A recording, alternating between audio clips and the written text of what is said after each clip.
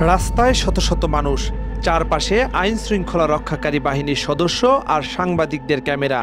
এমন পরিবেশেও নৃশংসভাবে কুপিয়ে হত্যা করা হয়েছিল শরীয়তপুরের বিশ্বজিৎ দাসকে। এই প্রকাশ্য হত্যাকাণ্ডে জড়িত ছিল নিষিদ্ধ হওয়া সংগঠন ছাত্রলীগের নেতাকর্মীরা। কিন্তু এমন নির্মম হত্যাকাণ্ডের এক যুগ পেরিয়ে গেলেও কোনো বিচার পায়নি স্বজনরা। ক্ষমতাসীন দলের রাজনীতির সাথে যুক্ত থাকার বদলতে সেদিন পার পেয়ে যায় অনেক অভিযুক্তরাই।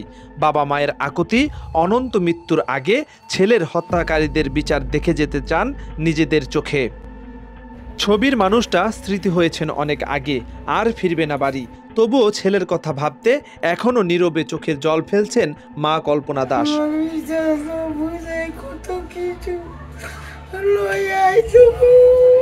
2012 সালের 9 ডিসেম্বর বিএনপির নেতৃত্বে 18 দলের অবরোধ কর্মসূচি চলছিল।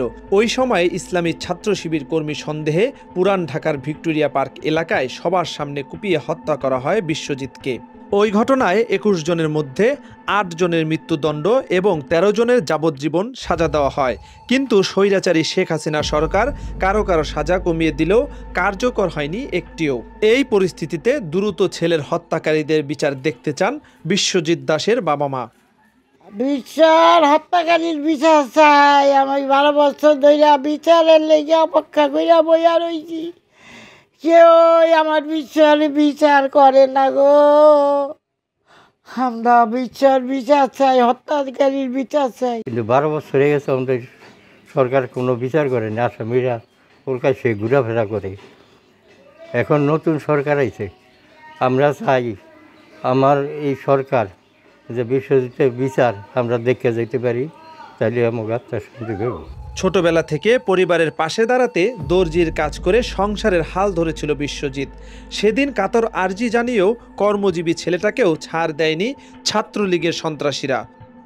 দ্রুত অভিযুক্তদের আইনের আওতায় এনে কঠিন বিচারের দাবি জানিয়েছেন স্বজন ও এলাকাবাসী। কোনো সুষ্ঠু বিচার পাই নাই।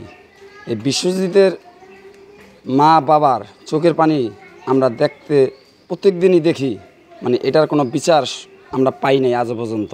যে বিশ্বজিৎ হচ্ছে আমাদের, আমরা দলবল নির্বিশেষে বিশ্বজিৎ আমাদের শরীয়তপুরের সন্তান এবং তৎকালীন খুনি হাসিনা, ফ্যাসিস্ট হাসিনার শাসন ব্যবস্থায় এই বিশ্বজিৎকে কেন্দ্র করে নানা নাটকীয়তার মধ্যে দিয়ে তারা ছাত্রলীগ আইনের কাঠগড়া দিয়ে পিছনের দরজা দিয়ে তারা বের হয়ে তারা আইনকে ফাঁকি দিয়ে তারা দিবালোকে ঘুরে বেড়াচ্ছে। আমরা চাই বিশ্বজিতের পরিবার সহ তাদেরকে যেভাবে হয়রানি করা হচ্ছে এই হয়রানির অবসান এবং এই বিচারটা যাতে সুষ্ঠুভাবে এই বর্তমান সরকার করে, সেই লক্ষ্যে আমাদের প্রত্যাশা। স্বৈরাচার শেখ হাসিনার দোসররা কুপিয়ে হত্যা করেছিল বিশ্বজিৎ দাসকে। অতি দ্রুত অপরাধীদের বিচারের দাবি জানিয়েছেন জেলার মানবাধিকার নেতারা।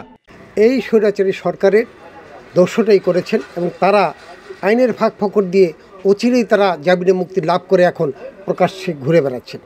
অথচ সেই বিশ্বজিৎ, তার পরিবারের লোকজন আজও তার পুরো পূজা পার্বণ সঠিকভাবে করতে পারছেন না।